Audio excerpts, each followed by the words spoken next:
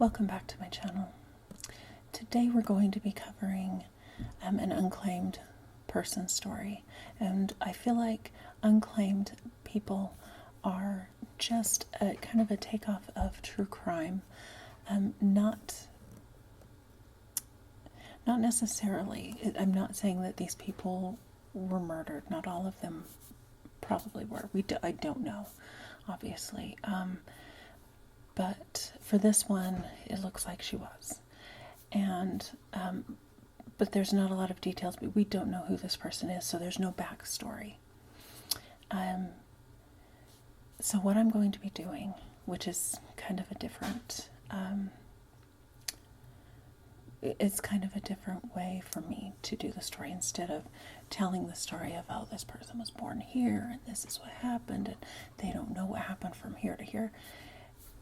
I'm going to be reading to you from information off of the internet, so I will be looking wherever my information is. So it's almost going to be kind of a lecture-y, but I don't want it to be lecture-y. So I hope, if you have any comments or anything, any way you would like for me to give out this information, feel free to leave it below. I do have filters on to filter out things that people say, because I really don't have time, nor do I want that energy. So here's where we're going to start. We're going to start on an unidentified Jane Doe. So the way this was, where I got this information from originally is from an unidentified and unclaimed people group on Facebook.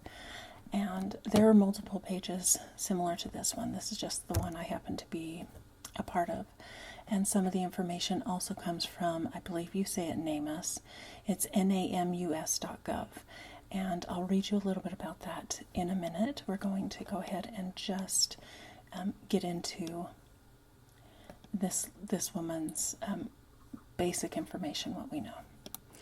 So it starts out, and I'm going to read to you directly from the Facebook page. So it says, who didn't show up at your Christmas dinner in 1961? She should have been born around 1943 to 1946, question marks. Although most of this unidentified female's family and friends are likely deceased, I have a feeling that somewhere there is a niece or other distant relative that is curious about a family mystery. A young woman who disappeared and was never before and has never been heard from again. She was found in a ditch on December 16, 1961, in a honeysuckle patch in Hillsborough, Virginia. She was believed to have been dumped there either the night before or in the early morning hours of December 16th. She was between 15 to 18 years old, with short, dark, brown, curly hair, brown eyes, axillary hair that was sparse and dark. She was 5'1", 95 pounds, and wearing a dark blue, short-sleeved pullover top with Jamie printed on the label.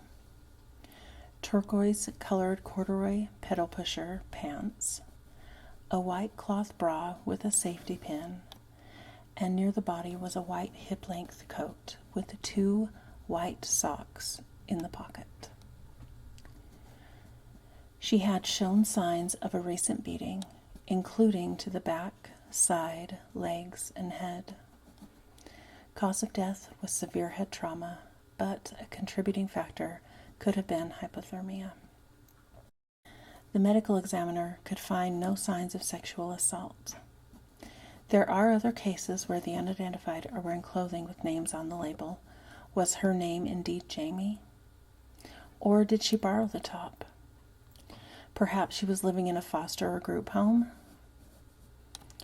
So, if you think you know this person, or you possibly have a lead, the Loudoun County Sheriff's Office, Mark Bush is the detective, and he can be reached at 703-777-1021. And also, they have not excluded any missing person from being. They will go through and use DNA or dental records, fingerprints, whatever, to try to find out who she is and those tests or those matches or not matches will exclude people from being her, and no one has been excluded. So one thing that did come up on this Facebook page was that there was another woman who went missing October 24th, 1961, and some people believe that this may be her. So I thought I had covered this story, but I may not have. So we're going to briefly go over it. I'm getting this off of Wikipedia. It is the disappearance of Joan Risch. Like I said, I think I've done this story, but I may not have. So on the morning of October 24th, Martin Risch got up early and left the house in his car for Logan Airport to catch an 8 a.m. flight to New York City. It was a business trip he'd planned earlier with the intention of staying overnight in Manhattan. Shortly after his departure, Joan woke the children and served them breakfast. She took her son across the street to the house of a neighbor, Barbara Barker, and left with Lillian in her car, a blue 1951 Chevrolet. She had an appointment in Bedford at a dentist that morning. Okay, so after the appointment, she took Lillian on a brief shopping trip to a nearby department store, paying in cash. And then at the family home on Old Bedford Road, milk and mail were delivered while the Risches were absent. Neither the milkman nor postman reported anything unusual at the residence when questioned later. So, let's see. After picking up David at the Barkers, Joan and the children returned home at roughly 11:15 a.m. Shortly afterward, a delivery driver for a dry cleaner came to the house to pick up several of Martin's suits.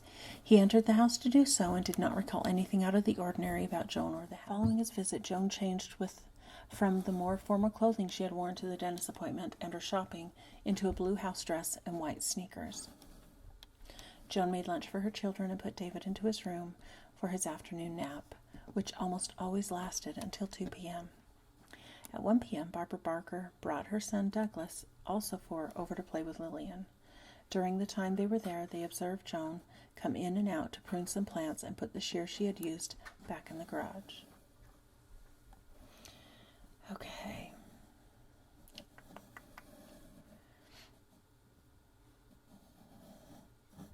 Around 2:15 p.m., Barker briefly saw Joan wearing what she thought was a trench coat over her clothing, moving quickly up her driveway, carrying something red with outstretched arms from her car towards the garage. At the time, she assumed her neighbor was chasing one of the children, which was the last confirmed time anyone saw Joan Risch. An hour later, Virginia Keene, the daughter of the Risch's next-door neighbors, got off the school bus, and as she neared her home, she recalled seeing an unfamiliar car, possibly a GM Model Dirty and two-tone, with one of the colors being blue. 5 minutes later, another local resident who lived on a nearby street said they stopped while driving up Old Bedford to let a car back out of either the Keenes or the Risch's driveway. Both Virginia and her mother said there was no car in their driveway at the time. Barker took Lillian back to her home at 3:40 p.m., intending to take her children out on a shopping trip with her. Believing Joan was still in the house, she left. When she returned at 4:15, Lillian came back to the Barkers' house. "Mommy is gone, and the kitchen is covered with red paint," she told Barbara. Her brother was crying in his crib because his diaper needed to be changed. After Barbara went to the Risch house herself and verified Lillian's account, she called the police at 4:33 p.m. So, this disappearance, of course, happened in October, late October, October 24th of the same year of the disappearance of the unidentified lady in the previous story. And if you recall, the unidentified woman was found in Hillsborough, Virginia, and Joan Risch lived in Lincoln, Massachusetts.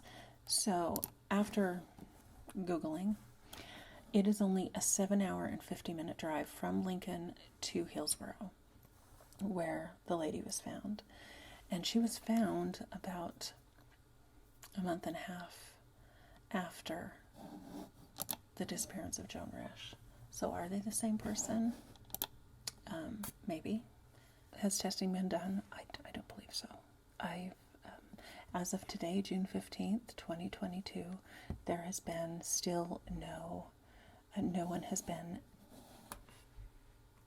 what's the word I'm looking for? Excluded from being the unclaimed woman. So if you happen to recognize the unclaimed woman, or have a family story that maybe goes along with this from somewhere on the East Coast around Christmas time. This was when she was found, so we don't know when she disappeared. But if it sounds, excuse me, sorry, puppy. If it sounds familiar, feel free to give that detective a call. Again, I will put I will give you his name and number, Mark Bush. He can be reached at 703-777-1021. And hopefully we can help get this lady's name back. It's something everyone deserves, is to have their name. Thank you for joining me. I hope you join me again for the next one. Have a beautiful day.